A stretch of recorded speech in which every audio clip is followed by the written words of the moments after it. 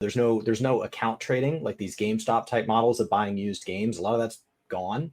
For the vast majority of us. When you buy a digital game, that's just it. So like, I'd just be interested to see the numbers and see like, does this actually work out to their favor? Because Pile of Shames is like, I mean, that's a huge part of like Steam's business model. Not to like dig on it, but I'm just saying like, if Steam put a policy in that you have to finish 15% of a game before you're allowed to buy another one, they make a lot less money. Like there is a huge amount of Steam games that are in people's libraries from the Steam sales and bundles and all this stuff that you look and you're like, it's never even been installed, much less played, much less like played to the point that I'm actually done with it, whether or not that's completion. So does this help them? Is there something to this that we're like, hey, I think we're actually coming out ahead here?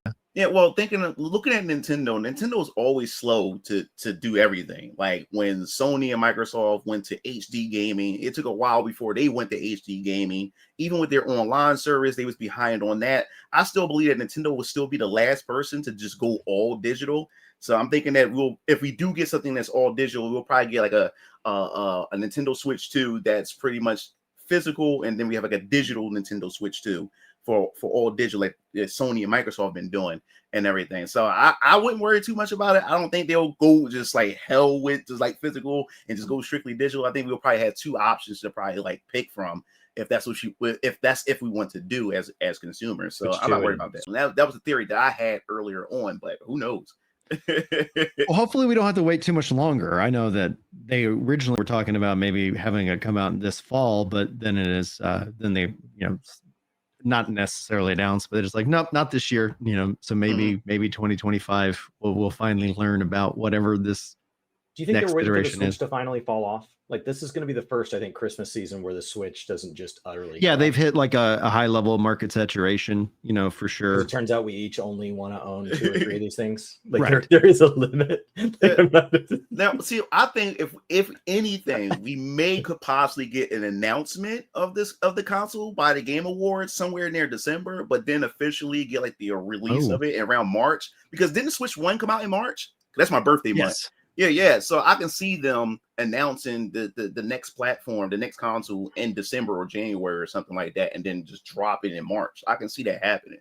What was great about that, to like call back to like 8 years ago, which is wild to think of how long we've actually had the Switch, was they didn't give us years of lead time. Like it literally was like, okay, here it is. They announce it slightly in October. They talk about it again in January, and then boom, it's out in March. And so you're not like sitting here going like, oh man, I can't wait 9 months until the Switch comes out. Well, because remember, guys, you guys also understand what position it was in. The Wii U was just bombing. The Wii U was like the Wii U was so bad, so they had to just discontinue it. They said, look, we just want to abandon ship.